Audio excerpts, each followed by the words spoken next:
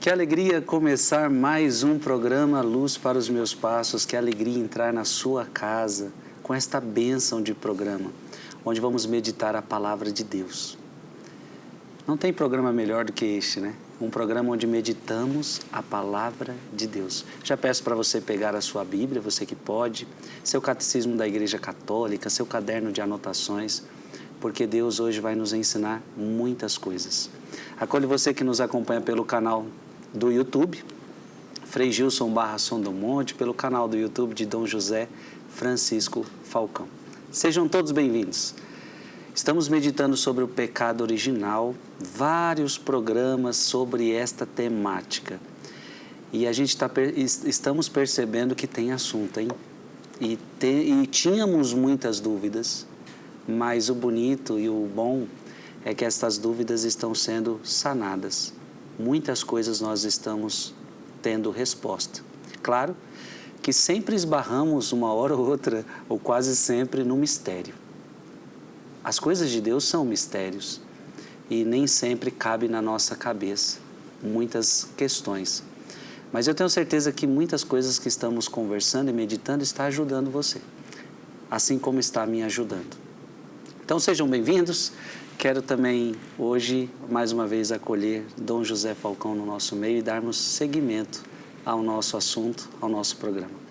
Sua bênção, Dom Falcão, uma alegria ter o senhor aqui conosco. Deus abençoe sua vida, Frei Gilson. É uma alegria imensa estar aqui. Dom Falcão, está sendo maravilhoso os nossos programas, estamos aprendendo muitas coisas. No programa passado, a pergunta que nós solucionamos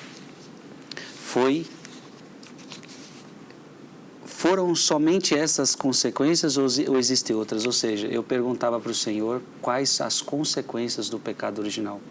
Nossa, e o Senhor trouxe muitas consequências. De fato, deu para ver que o pecado foi desastroso e atingiu a todos nós. Vimos a universalidade do pecado. Nessa sequência, Dom José, podemos dizer que as consequências do pecado original foram, então, universais? Quer dizer, atingiram toda a humanidade? Então, essa é uma dúvida, muita gente se questiona isso, né? Por que o pecado de Adão e Eva me atingiu? Que culpa tenho eu? Né? Que culpa tenho eu de o pecado de Adão e Eva ter me atingido? Então, e a outra perguntinha, ninguém escapou dessas consequências? Maria Santíssima, nós professamos, isso é um dogma de fé, ela foi preservada da mácula primeira e ao longo de toda a sua vida ela não cometeu nenhum pecado. Isso é um dogma de fé para nós católicos. Portanto, temos uma única exceção. Ela também foi necessitada da redenção de Cristo. Cristo morreu por todos, inclusive por sua Mãe Santíssima.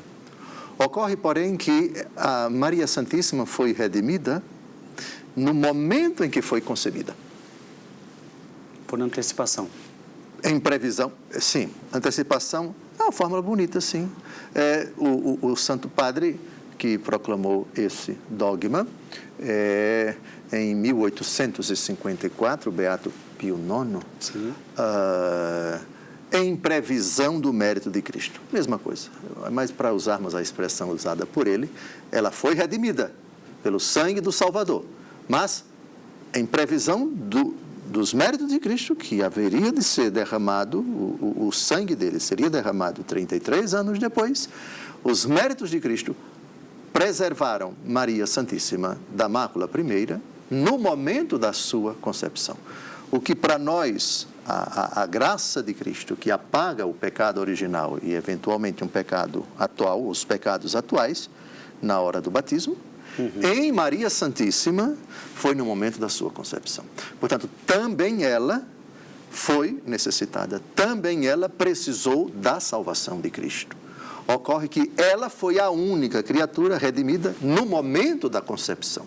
Imaculada, foi concebida, conceição, sem o pecado. imaculada, sem a mancha. A mancha do pecado não tocou nela, por causa dos méritos de Cristo que redimiram Maria Santíssima na hora da sua concepção. É por isso que ela canta no Magnífica, meu Salvador? Sim, mas nosso Senhor Jesus Cristo foi salvador dela também. Sim, Jesus salvou todas as criaturas, todas. O apóstolo Paulo fala reconciliar consigo todas as criaturas. E Maria Santíssima também. Ocorre que Maria Santíssima é redimida não pós-concepção e pós-parto, como nós. O meu batismo foi 30 dias depois de nascido, o seu certamente depois de nascido. Ainda que haja pessoas que tenham sido batizadas excepcionalmente no próprio ventre da mãe. A gravidez de risco, a iminência da morte da criança. E é possível inocular água e com a fórmula eu te batizo em nome do Pai, do Filho e do Espírito Santo. Ainda que isso aconteça mais excepcionalmente, mas normalmente o sacramento do batismo é dado após o parto. Em Maria Santíssima foi no momento da sua concepção. Pois bem, com exceção dela, a resposta é sim, ninguém escapou dessas consequências do pecado.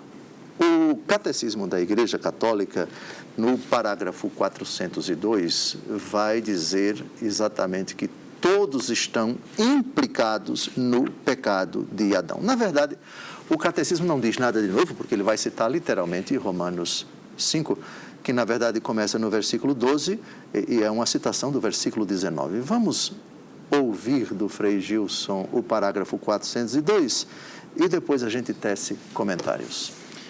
Todos os homens estão implicados no pecado de Adão. São Paulo afirma: pela desobediência de um só homem, a humanidade toda tornou-se pecadora. Pois como o pecado entrou no mundo por um só homem, por meio do pecado a morte passou para todos os homens, porque todos pecaram. A universalidade do pecado e da morte, o apóstolo opõe à universalidade da salvação em Cristo. Como a falta de um só acarretou condenação para todos os seres humanos, assim a justiça de um só trouxe para todos a justificação que dá a vida. A palavra é essa, universalidade. Todos pecaram, Romanos 5, 12 e também 19, é o famoso texto de 7 versículos, todo o capítulo 5, na verdade. Mas até o versículo 20, nós temos aí o núcleo do ensinamento bíblico sobre o pecado original. E contrapõe-se a universalidade da salvação. Jesus derramou o seu sangue por todos. Deus quer que todos se salvem. O que foi operado na cruz é em favor de todos os seres humanos. A salvação é oferecida a todos. Então, nós temos universalidade do pecado, Adão e Eva. Universalidade da salvação, o Calvário, a árvore da vida, que é o lenho, o sagrado lenho. Sim. Muitos, principalmente os irmãos protestantes, parece que é difícil para eles acreditarem que Maria foi concebida sem pecado, justamente por Romanos 5,12. Todos pecaram. Certo. Então, parece que na cabeça deles teria que ter lá, todos pecaram exceto Maria. E só para deixar isso mais claro, como então a igreja, esse todos de Romanos 5,12... entra Nossa Senhora, sendo que ali não fala exceção nenhuma, ali não existe exceção, e a Igreja Católica diz que tem uma exceção. Bem, bom, primeiro, não é plausível nem racional você tentar descobrir, encontrar num único versículo da Bíblia todo o ensinamento da Bíblia sobre aquele assunto. Correto? Depois, é preciso você conjugar a regra com o Deus Todo-Poderoso que cria a regra. Aquele que faz a regra faz a exceção. Sim. Está explicado? E essa exceção é precisamente isto. Maria Santíssima não é exceção, não foi exceção, no sentido de ela não ter tido necessidade da redenção. Ela teve necessidade da redenção. Ocorre que a redenção nela aconteceu no momento em que ela foi concebida. Portanto, Jesus morreu por todos. Deus quer que todos se salvem. Também Maria Santíssima. A salvação, ela é operada em nós, primeiramente, realmente, contundentemente, completamente, cabalmente, primeira vez na nossa vida, com a fé e com o batismo. Quem crê e for batizado será salvo. É necessário nascer de novo, diz o Senhor Jesus no diálogo com Nicodemos. Isso também se aplica a Maria, só que em Maria Santíssima, a operação da redenção de Cristo aconteceu no momento da sua concepção. Com relação à regra, sem dúvida alguma, a regra aqui está e Deus faz a exceção. Vamos a um exemplo no Salmo 50. Vamos ao Salmo 50, mostrar uma regra, e aí a gente faz, eu vou fazer a pergunta e o Frei Gilson vai fazer as vezes dos protestantes. Curioso o argumento que eu vou utilizar agora. Vamos ao Salmo 50, Muito bem. Salmo 50.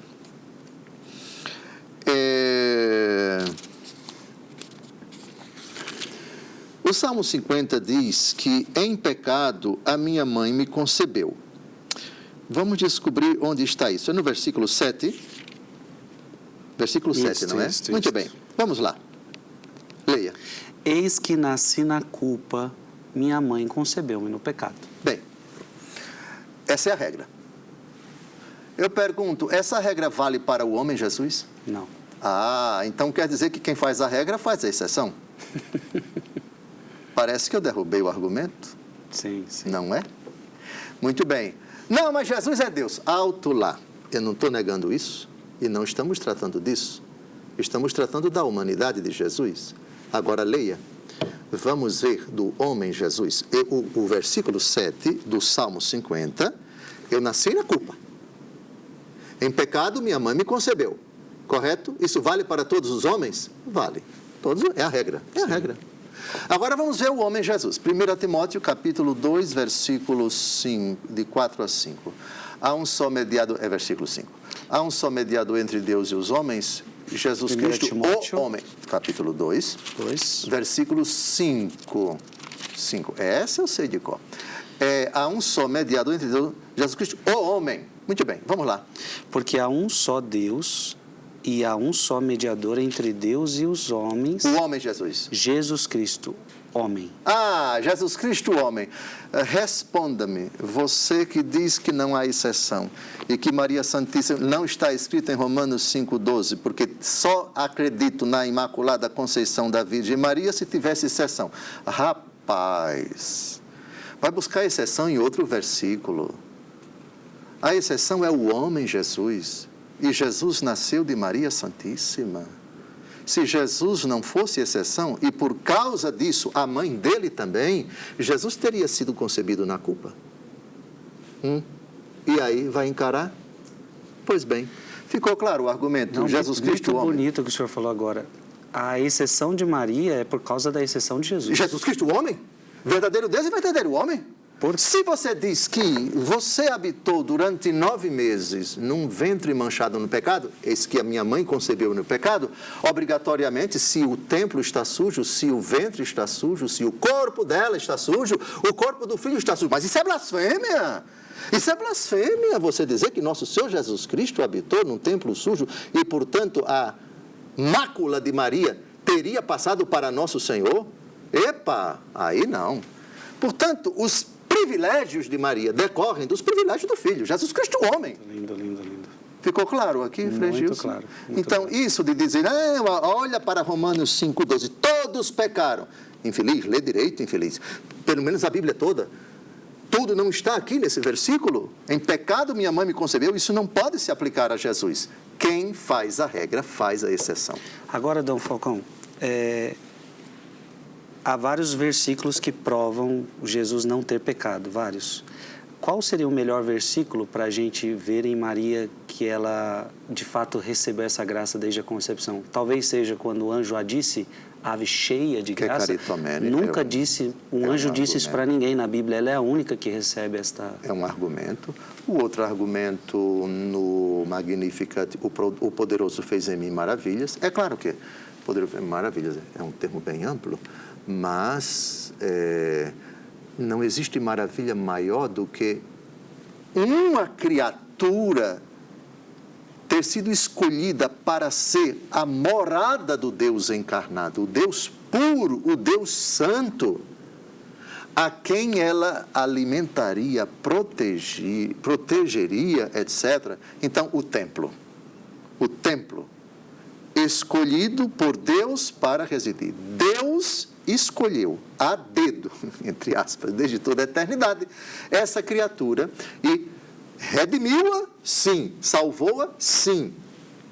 Operou a salvação, a redenção, já no momento da sua concepção. O argumento, sim, de Maria pura decorre do Filho dela puro.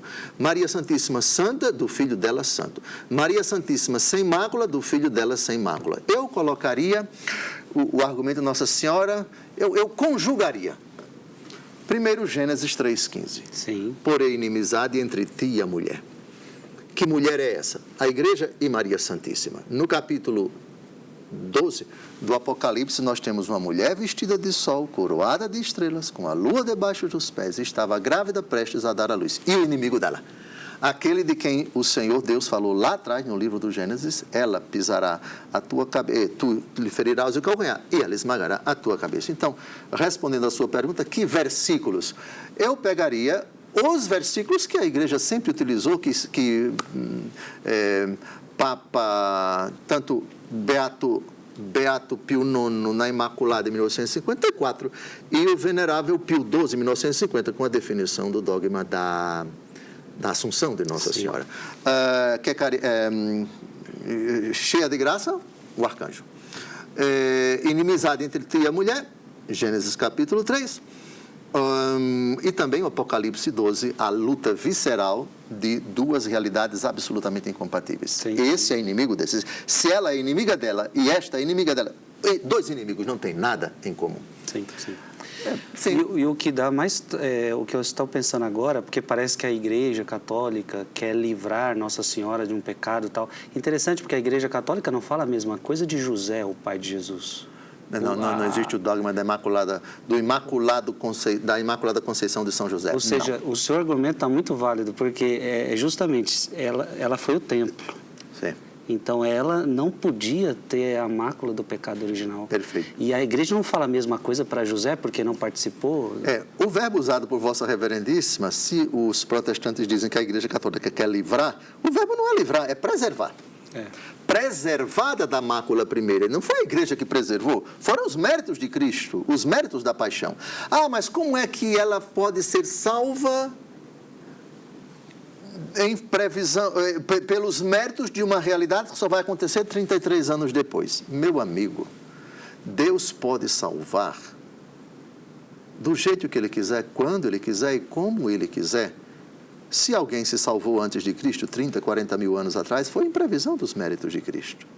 Obviamente que a salvação de quem viveu antes de Cristo, se está no céu, foi em previsão dos méritos de Cristo, não sem a graça de Cristo, porque a frase de Cristo, sem mim nada podeis fazer, se aplica a todas as pessoas que conheceram Jesus e que sem culpa também não conheceram Jesus. Então, Maria Santíssima não é que foi livrada da Igreja, vamos tirá-la disso daqui para endeusá-la. A Igreja nunca endeusou Nossa Senhora. A Igreja nunca atribuiu para ela uma realidade que não tivesse sólido fundamento bíblico. Por outro lado, a Igreja não cai na ingenuidade de dizer que tudo sobre a redenção de Cristo está nessa frase, porque nessa frase não tem a exceção, portanto, logo não admitimos. Sim. Que é isso, rapaz? Sim, sim. Não, se não tiver aqui... Tem que olhar o contexto todo. O contexto todo? Onde é que está na Bíblia? Onde é, na sua Bíblia? Prove um versículo que tem 73 livros, ou 54, ou 66, como você acha que tem, e encontrar na Bíblia, se não tiver aqui, isso é bibliolatria, isso é fundamentalismo. A Bíblia tem que ser inserida. Você tem que conjugar argumentos que estão espalhados na Bíblia É um versículo importante, Romanos 5,12, mas tem outros, tem muitos outros. A começar lá atrás, de lá atrás, até o livro do Apocalipse. Todo o ensinamento bíblico e também o conhecimento, a intuição, a compreensão do dado revelado pela igreja ao longo de 2000 anos. Não é? A igreja como dogma, a Imaculada Conceição, que sempre foi crida na igreja, mas como dogma, 1854. Isso não significa dizer que a igreja inventou o dogma da Imaculada Conceição. Não, a igreja compreendeu ao longo de 2000 anos e essa maturidade de compreensão foi transformada em dogma, uma verdade que já era crida, mas ainda não dogma, em 1854. Em 1950, a Assunção de Nossa Senhora. A igreja sempre acreditou na Assunção. Sim, sim. Temos dados da igreja da Dormitio Maria, se não me engano, nas proximidades de onde? Do Santo Sepulcro. Getsemane? Sim, a igreja da Dormição de Nossa... Uma profissão antiquíssima que Nossa Senhora subiu ao céu em corpo e alma. Só em 1950, o Espírito Santo levou a igreja maturando a compreensão cada vez mais profunda, o dado bíblico, os padres da igreja, etc., a Idade Média, os concílios, nada ainda havia amadurecido, mas a compreensão estava cada vez mais sólida, etc., até que em 1950, felizmente, o venerável Papa Pio XII proclamou o dogma da Assunção de Nossa Senhora. Quando o senhor fala que Jesus salva Maria 30 anos antes de ele morrer na cruz, tal, me fez lembrar também a transfiguração, porque Moisés e Elias mostram que também estão salvos e Jesus ainda não tinha morrido. Quem se salvou? Sim, a frase dele, ninguém vem ao Pai senão por mim. Então, parece, aqui nós temos na carta aos Hebreus capítulo 11, os heróis da fé do Antigo Testamento, nós temos Abel, nós temos Abraão, nós temos Moisés, etc. Se salvaram, foi em previsão dos méritos de Cristo. Isso se aplica a Nossa Senhora, isso se aplica a qualquer criatura humana que viveu antes do mistério da cruz. É porque eu estava pensando, por exemplo, mas como é que ela foi salva antes? Então, mas como é que Moisés e Elias estavam lá antes também? Perfeito. A questão de antes é para nós. A convenção de antes e depois é para nós. Em Deus Todo-Poderoso não existe antes nem depois. Eu sou aquele que é, que era e que vem. Eu sou o alfa e o ômega, o princípio e o fim. O Senhor é o autor do tempo, mas não está subordinado ao tempo, a não ser quando ele se encarna. Se ele se encarna, ele assume a temporalidade, está sujeito ao antes e ao depois.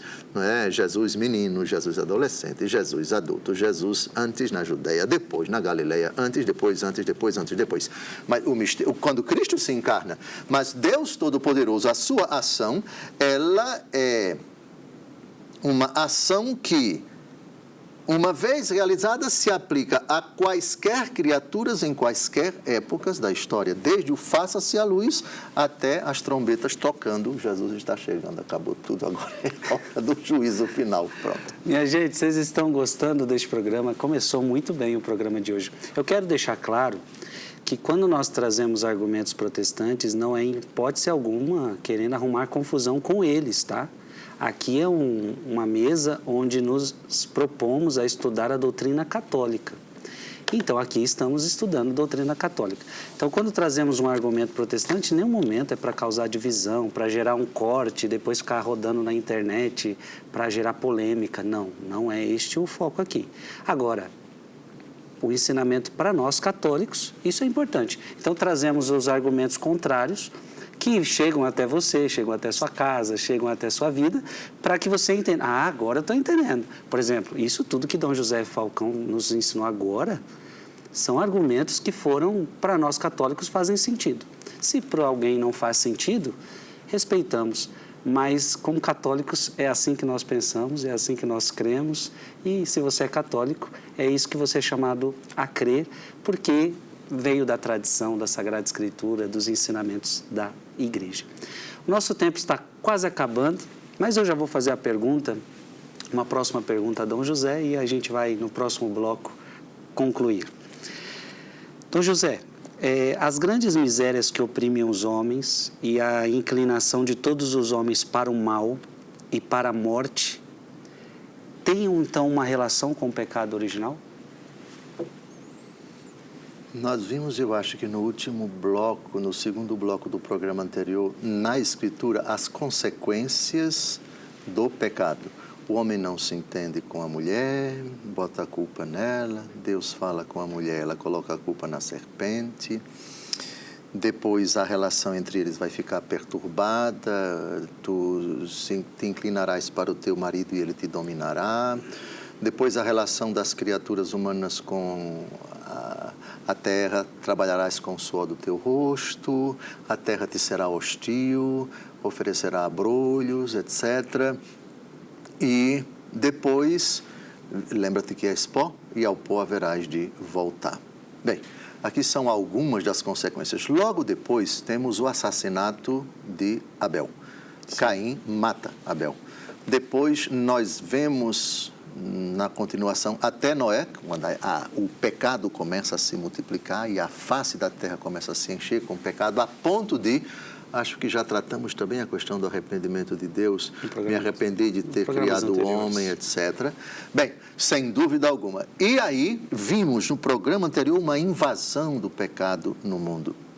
De sorte que o drama de uma humanidade infestada, por assim dizer, com os pecados nas suas múltiplas manifestações, sim, sem dúvida alguma, as misérias morais, as misérias espirituais, todas elas são consequência do pecado. Está terminando, é bom retomar essa pergunta no próximo bloco.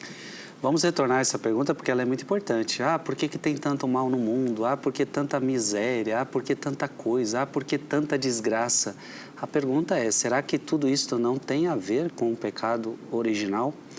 E aqui talvez você vai encontrar muitas respostas para as suas perguntas.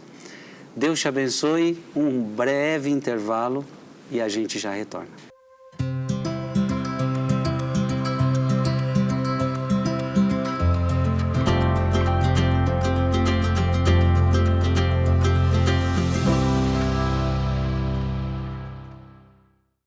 Estamos de volta ao programa Luz para os Meus Passos. Saiba que sempre é uma alegria ter você aqui conosco.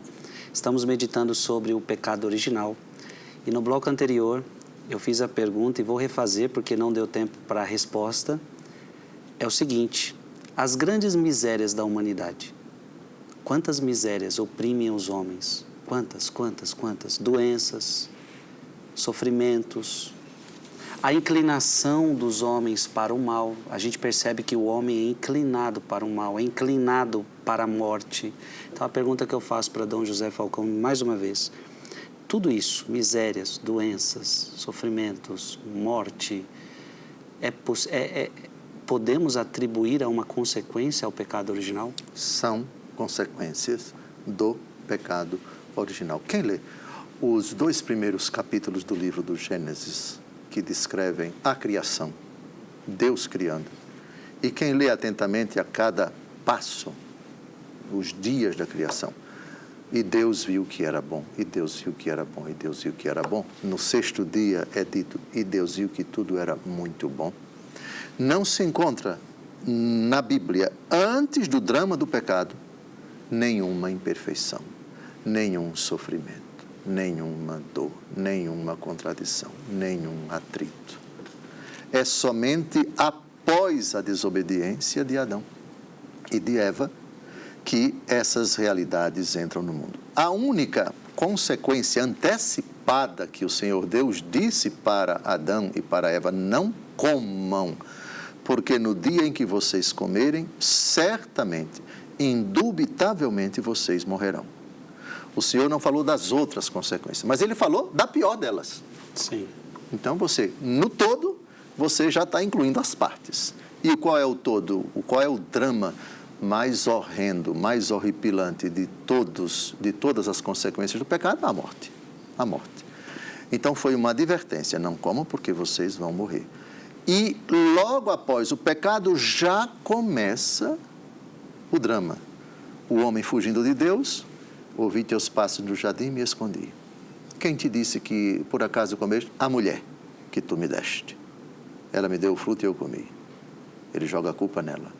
E por que você fez isso? A mulher bota a culpa na serpente. Aí o Senhor Deus faz a profecia para a serpente, de que ainda vamos tratar, mas aí vem aquelas consequências de que já tratamos. Bem, todo o Antigo Testamento e também o Novo Testamento, com aquele famoso drama, o tema do pecado original, não pode ignorar a frase do apóstolo Paulo, na carta aos Romanos, capítulo 7, dentro de mim existe uma luta. Agora é o drama de os desejos do Espírito lutarem contra as concupiscências desregradas, as 3 concupiscências de que fala a primeira carta de São João, e também todos os pecados da história da humanidade. Todos. Vossa Reverendíssima já citou vários deles. Sem dúvida alguma, e as consequências não cessam de se manifestar, nós percebemos, nós constatamos, nós verificamos, comprovamos que todas essas realidades entraram no mundo após o pecado de Adão e de Eva. As consequências, elas se procrastinam até o derradeiro instante da história da humanidade. No bloco anterior, o senhor nos ensinou que Maria foi preservada do pecado. É verdade. Ela foi preservada das consequências desse pecado? Não. Uma espada transpassará a tua alma. E uma das consequências do pecado... Da cruz de Nosso Senhor. Nosso Senhor, no Calvário, Ele recebeu para si toda a maldade, toda a perversidade, todas as consequências do pecado em cima de Nosso Senhor. A propósito, Isaías capítulo 53. Quem é que não conhece esse famoso episódio que descreve com uma precisão cirúrgica o sofrimento de Nosso Senhor? O texto... Anos antes, né? Sim. Vamos colocar aqui Isaías 560 anos antes de Cristo. Sim. Capítulo 5, sim.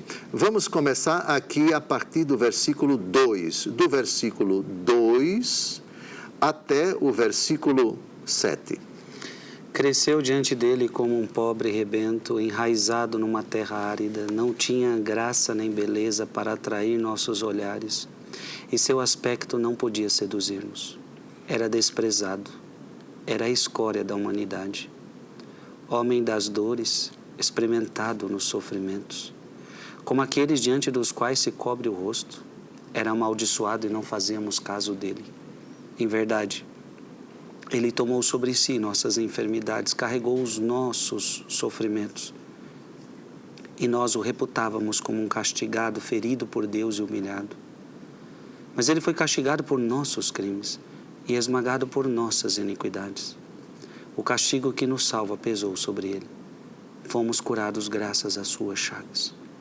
Todos nós andávamos desgarrados como ovelhas, seguíamos cada qual o nosso caminho. O Senhor fazia recair sobre ele o castigo das faltas de todos nós. Pronto, aqui está. O castigo das faltas de todos nós, ele carregou, ele crucificou, o seu corpo sofreu todas as consequências do pecado de todos os homens, de todas as épocas, até o último homem que vai passar por aqui, pela terra. Mas termine até o versículo 7, por favor. Foi maltratado e resignou-se, não abriu a boca, como um cordeiro que se conduz ao matadouro, e uma ovelha muda nas mãos do tosqueador. Ele não abriu a boca. Muito bem. Olha a sabedoria da igreja. A pergunta do Frei Gilson foi... E Nossa Senhora carregou sobre si... Bom, ela foi preservada do pecado, mas ela experimentou as consequências do pecado, dos pecados dos outros, sim. 14 de setembro, vocês sabem o que é que nós comemoramos na igreja? Exaltação da Santa Cruz. E vocês sabem o que é que nós comemoramos no dia seguinte? 15 de setembro, Nossa Senhora das Dores. O dia das dores de Jesus, 14 de setembro, o dia das dores de sua mãe, 15 de setembro. Olha a sabedoria da igreja. Agora leia de novo. Homem das dores, no versículo 3. Homem das dores, experimentado nos sofrimentos. Pronto. Entendeu a sabedoria da igreja? Porque Nossa Senhora das Dores, por causa do homem das dores, o filho dela. Entendeu agora porque 14 de setembro e 15 de setembro? Sim. E nós também no batismo somos livres do pecado original, mas não das consequências também, né? A graça do batismo não nos torna imunes à inclinação ao pecado. Essa inclinação, esse drama, com ele nós temos que conviver, de que fala São Paulo até ao fim da vida. Eu conheço o bem que quero e faço o mal que não quero. Sim. Veja, no caso de Nossa Senhora foi, no máximo, tentada, mas pecado não. Porque o filho dela foi tentado, mas não pecou. Sim. Agora, dizer que Maria Santíssima não pecou, em nenhum momento não há nenhuma prova bíblica. Tente alguém encontrar um único defeito de Nossa Senhora, por menor que seja na Bíblia, não encontra. E se disser que teve defeito, vai ter que provar e não encontra prova bíblica. Aí é pura ilação, blasfema segundo a ótica católica. Tem alguma citação do catecismo para confirmar isto? Sobre essa pergunta que eu fiz ao senhor? Misérias que oprimem os homens? Sim, tá certo. Tem sim. Parágrafo 403 do Catecismo da Igreja Católica. Queira ler. Catecismo da Igreja Católica, parágrafo 403. Seguindo o pensamento de São Paulo, a Igreja sempre ensinou que a imensa miséria que oprime os homens e sua inclinação para o mal e para a morte são incompreensíveis. Olha que interessante. Então, não dá para compreender, não tem explicação. O mistério do mal não tem explicação.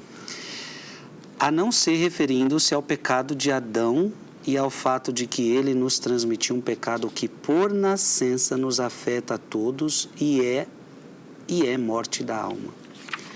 Em razão dessa certeza de fé, a Igreja ministra o batismo para a remissão dos pecados, mesmo às crianças que não cometeram pecado pessoal. Acho que é importante o senhor falar sobre isso. Então, é por isso que é importante batizar as crianças. Sim. Primeiro, o principal argumento para o batismo de crianças está nas palavras de Jesus. Em um determinado momento, Jesus, muitas criancinhas chegaram para perto de Nosso Senhor, os apóstolos não queriam deixar. Deixai vir minhas criancinhas, não os impeçais. Não, as impeçais, porque delas é o reino dos céus. Esse eu considero o segundo principal argumento, porque o primeiro, Nosso Senhor Jesus Cristo, no diálogo com Nicodemos, diz: quem não nascer de novo, quem não nascer da água do Espírito, não pode entrar no reino dos céus. E aqui Jesus não estabeleceu exceção. Jesus não disse para Nicodemos que essa frase, que essa exigência, que essa obrigação se aplicava apenas aos adultos. Portanto, Nosso Senhor Jesus Cristo inclui todos, não exclui ninguém. Deixai vir a mim as criancinhas e não as impeçais. Depois, o argumento segundo o qual é preciso deixar a criança crescer para que ela escolha se quer ser batizada ou não, cai por terra diante da própria Bíblia, dos próprios judeus, desde o tempo de Abraão, lá no livro do Gênesis, porque a circuncisão, ela foi instituída por Deus para Abraão. Doravante, todos os machos, até no 8º dia, deverão ser circuncidados. A circuncisão, portanto, não é uma decisão da criança. Ou os pais não esperam a criança crescer para perguntar: você quer ser circuncidada, meu bichinho? Escolha. Não existe isso. Os pais respondem pelos filhos diante de Deus. Os pais decidem pelos filhos diante de Deus. E qualquer pessoa, até um ateu, sabe que até uma certa idade, eu diria até muitos anos, em muitos lugares do mundo, até os 18 anos, são os pais que decidem pelos filhos. Os filhos não têm autonomia. São os pais que escolhem o que o filho vai comer, o seio onde ele vai amamentar, o remédio que ele precisa tomar, a escola onde ele vai se matricular, a igreja onde ele vai rezar. E assim por diante, são decisões milhares, que quaisquer seres humanos racionais precisam tomar diante das crianças. Então, esse argumento de dizer que é preciso... Não, Jesus foi batizado adulto. Claro, o batismo adulto é um batismo que Cristo Jesus quis que fosse conhecido por todos como antecipação da sua morte e ressurreição. No batismo de Jesus nas águas do Rio Jordão, nós temos uma antecipação daquilo que vai acontecer no Calvário. E Cristo Jesus quis que isso acontecesse, que fosse realizado esse ato solene na presença de todas as pessoas, para que nós também tomássemos conhecimento. Muito bem. Depois, olha, você deve respeitar a criança que ainda não tem consciência e batizar a criança sem saber que ela tem consciência é violar o seu direito, etc., é impor para ela uma coisa que ela está recebendo sem que ela decida. Também esse argumento é muito parecido com o anterior. No ventre de Santa Isabel, tão logo a voz da tua saudação chegou aos meus ouvidos, a criança estremeceu de alegria no meu ventre. Bem-aventurada és tu que creste, etc. Uma certa consciência já no ventre, a criança já tem, no ventre da mãe. A consciência, ela é uma realidade que é um dom de Deus a partir de alguns meses de gestação, quando o cérebro começa a se formar, e ela já vai tendo certas percepções. E a formação da consciência é até ao fim da vida. Dizer que ela não tem ainda consciência, eu lhe pergunto, você tem consciência de todos os seus atos? Tem consciência de tudo o que está acontecendo no mundo? Você pode dizer que é plenamente consciente? Ou você deve dizer, por uma questão de humildade, a minha consciência existe e está sendo formada em etapas, em fases, em momentos da minha vida. É um argumento também, no meu entendimento, claudicante. Com relação ao batismo de crianças praticado pelos apóstolos, nós temos São Paulo falando várias vezes, eu batizei a família de Estéfanas. Família. Cornélio, no capítulo 10 dos Atos dos Apóstolos, São Pedro vai lá e administra o batismo para todo mundo de sua família. Na mentalidade judaica, quando um se converte, vem a família toda, também com os filhos. Vamos ao capítulo 10 dos Atos dos Apóstolos, ver São Paulo batizando famílias inteiras. E outra coisa, a questão do querer não é o pai que vai se batizar, toda a família vai se batizar. Deixe-me ver, batizou toda a sua família. Vejamos aqui, me parece que é no versículo 48. 48? Bem, no 48. Leia, por favor. 10:48? Sim. E mandou que fossem batizados em nome de Jesus Cristo. Rogaram-lhe então que ficasse com eles por alguns dias. Bom, leiam depois o capítulo 10 dos Atos. São Pedro está na casa de Cornélio, a família dele toda está. Certo. Ok? Era um pagão, temente a Deus, que orava, etc. E o Senhor aparece em sonho a ele, mande buscar Pedro que está em Jope. Aí vão emissários, levam São Pedro prega a palavra e batiza todo mundo. Por falar nisso, reverendíssimo, vamos a 3 textos que comprovam que os apóstolos, quando batizavam todo mundo da família daquela pessoa. E, obviamente, as crianças estão incluídas. Lembrem-se, quando você fala família hoje no Brasil, o perfil da família é perfil de gente adulta. Infelizmente, na nossa sociedade ocidental, cresce bastante a mentalidade, isso se percebe muito na Europa. Sim, sem crianças. Família, sem crianças, né? Mas tem 3 cachorros, tem 4 carros na garagem, né? Tem 5 papagaios e assim por diante. Mas criança não tem, não. Mas isso é mentalidade atual. A mentalidade dos judeus... Muitos filhos, né? Muitos filhos e muitos... É uma mentalidade do Oriente. Muitos filhos e muitas crianças. Uhum. Então, vamos ver agora 3 textos provando, já vimos Cornélio, não foi? Cornélio, já vimos Cornélio. Sim, já vimos Cornélio. Cornélio batizando a família toda. São Pedro batizou a família de Cornélio. Sim. Crianças incluídas. Vamos a Estéfanas, depois vamos a Lídia e depois vamos ao carcereiro de Filipos. Estéfanas, vamos à primeira carta de São Paulo aos Coríntios, capítulo 1, versículo 16. Onde é que a gente quer chegar? Provando o batismo de crianças.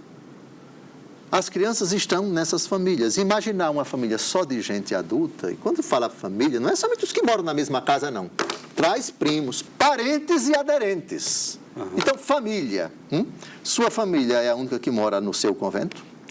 Não. Não. Ah, bom. Quer dizer que sua mãe é da sua família, não mora no seu convento. Não. Ótimo. Seu pai é da sua família, não mora no seu convento. Não. Ótimo. Seus irmãos moram são da sua família, mas não moram no convento. Não. Ah, ótimo. Muito bem. Então, vamos ver agora família. Família não é somente quem mora dentro de casa. 1 Coríntios, capítulo 1, versículo 16. Aliás, batizei também a família de Estéfanas. Pronto. São Paulo não batizava somente uma pessoa. Era a pessoa e a família dela toda, incluídas as crianças. Batismo de crianças. Vamos agora a Lídia. Lídia era uma comerciante. Ela vendia púrpura, um tecido, né? Sim. Ela é, digamos assim, fabricante de tecido, de Tiatira. Tiatira, hoje é uma cidade da Turquia, é uma das 7 igrejas do Apocalipse, lembra? Sim. Lembra? Sim. Vamos ver aqui a cidade dela, as 7 igrejas do Apocalipse. Apocalipse, capítulos 2 e 3, Tiatira. Pronto, Apocalipse 2, de 18 a 29, está vendo aí? Apocalipse 2, de 18 a 29, é a mensagem ao anjo da igreja de Tiatira, uma das 7 igrejas do Apocalipse. Eu estive lá, celebrei a missa na cidade de Tiatira. Aliás, celebrei a missa nas 7 igrejas do Apocalipse, né? Foi uma viagem inesquecível. E ela era de lá. Ok? Certo. E aí ela, ouvindo a palavra de São Paulo, se converte. E aí o que é que faz? Depois da conversão, me dê logo o batismo. E aí vejam se foi somente Lídia batizada ou se foi Lídia com a família dela, também os borreguinhos, as crianças. Por favor. Seria Atos 16, Atos 16, de 14 a 15. Uma mulher chamada Lídia, da cidade dos Tiatirenos, vendedora de púrpura, temente a Deus, nos escutava. O Senhor abriu-lhe o coração para atender às coisas que Paulo dizia. Foi batizada juntamente com a sua família. Muito e fez este bem. pedido: se julgais que tenho fé no Senhor, entrai em minha casa e ficai comigo. Pronto. Ela e sua família. Então, ela se converteu. Chama pai, chama mãe, chama irmão, chama filho, chama neto, chama bisneto. Todo mundo é batizado. Era assim. Dizer que não tem fundamento na Bíblia, batismo de crianças, vá ler a Escritura, por favor. Aqui não é a chatice do bispo, não. O bispo procura conhecer isso. O texto apareceu aí na sua frente. Mas ainda tem mais. Agora vamos a Filipos, vamos à Grécia. São Paulo, Filipos hoje é uma cidade da Grécia. Foi para a comunidade cristã de Filipos que o apóstolo escreveu a carta aos Filipenses. Muito bem. E lá, São Paulo foi preso com o seu companheiro. Altas horas da noite acontece um terremoto, etc. E lá no cárcere, o carcereiro ficava lá vigiando, certo? E aí, diante do tremor, os grilhões caíram. E aí o carcereiro ficou com medo, porque, conforme as regras do Império Romano, se os prisioneiros escapassem, tinha que morrer o guarda. E era ele. E aí ele puxa a espada para tentar se matar. Aí São Paulo disse: não faça isso porque nós estamos aqui. Aí ele, tremendo, disse: irmãos, o que é que eu devo fazer, etc. Jesus anuncia, Paulo anuncia Jesus para ele, e ele convida os dois para ir à sua casa, e lá ele recebe o batismo. Os dois administram o batismo para ele e para toda a sua família. Então, Vossa Reverendíssima, comece o relato de quando, ali por volta da meia-noite, etc., aconteceu o tremor e o carcereiro tentou se matar, São Paulo impediu e ele os convidou para entrarem na sua casa e lá acontece o batismo. Então, é Atos 16, 25 em diante. Vá. Pela meia-noite, Paulo e Silas rezavam e cantavam um hino a Deus e os prisioneiros os escutavam. Subitamente, sentiu-se um terremoto tão grande que se abalaram até os fundamentos do cárcere. Abriram-se logo todas as portas e soltaram-se as algemas de todos. Acordou o carcereiro e, vendo abertas as portas do cárcere, supôs que os presos haviam fugido, tirou da espada e queria matar-se. Mas Paulo bradou em alta voz: não te faças nenhum mal, pois estamos todos aqui. Então o carcereiro pediu luz, entrou e lançou-se trêmulo aos pés de Paulo e Silas. Depois os conduziu para fora e perguntou-lhes: senhores, que devo fazer para me salvar? Disseram-lhe: crê no Senhor Jesus e serás salvo, tu e tua família. Anunciaram-lhe a palavra de Deus a ele e a todos os que estavam em sua casa. Então, naquela mesma hora da noite, ele cuidou deles e lavou-lhes as chagas imediatamente. Foi batizado, ele e toda a sua família. Ele e toda a sua família. Então, onde está na Bíblia, se é isso que você quer saber, o batismo de crianças? 1 aos Coríntios, capítulo 1, versículo 16, Estéfanas. Lídia, vendedora de púrpura de Tiatira, Atos 16, de 14 a 15. O carcereiro de Filipos, Atos, capítulo 16. Vai encarar? Dom José, falta tão pouco tempo para a gente terminar o programa de hoje foi bom demais. E vamos aproveitar esses 2 minutos que nos restam. Quantas pessoas, o problema não é nem a questão de batizar adulto ou não, mas elas ficam presas ao padrinho que está morando não sei na onde. O que o senhor poderia dizer para essas pessoas? A criança vai padecendo com o pecado original, sendo que as pessoas estão presas a tantas coisas, como um padrinho, por exemplo. Ouvir a frase de Jesus: deixai vir a mim as criancinhas e não as impeçais. Batismo de criança é para ontem. Sim. As crianças estão privadas da glória de Deus. Romanos capítulo 3, versículo 23. Não tem a graça da filiação divina, tem o pecado original. Os pais devem ter essa consciência bíblica e eclesial de que o batismo é necessário para os seus filhos e já devem não só desejar o batismo antes que os filhos sejam concebidos no ventre da mãe, durante a gravidez, uma das primeiras providências, já providenciar o batismo. Isso significa que é conveniente ter os padrinhos, que esses sejam escolhidos segundo os critérios da Igreja Católica, batizado acima de 16 anos, já tenha feito a primeira comunhão, já tenha sido confirmado e leve uma vida de acordo com a fé. Já devem ser avisados, o pároco deve ser avisado. Nós pretendemos batizar a nossa criança nos primeiros séculos da igreja, no dia do nascimento. Olha que... Eu fui batizado muito atrasado, 30 dias depois de nascido. Eu disse, 2 anos. 2 anos? Eu acho que eu demorei demais. Meu pai e minha mãe demoraram demais. 30 dias, mas eu fui batizado com 30 dias. Enfim, é isso, essa consciência. E exatamente o dogma do pecado original nos ajuda a gente a compreender isso. É isso, minha gente. O programa de hoje foi bom demais. Foi uma alegria ter você aqui. Gostou desse programa? Manda para outras pessoas. Está disponível no canal do YouTube para você mandar para quem você quiser. E até semana que vem, se Deus quiser. Vamos pedir a bênção de Deus. Abençoe-vos Deus Todo-Poderoso, Pai e Filho e Espírito Santo. Amém. Amém.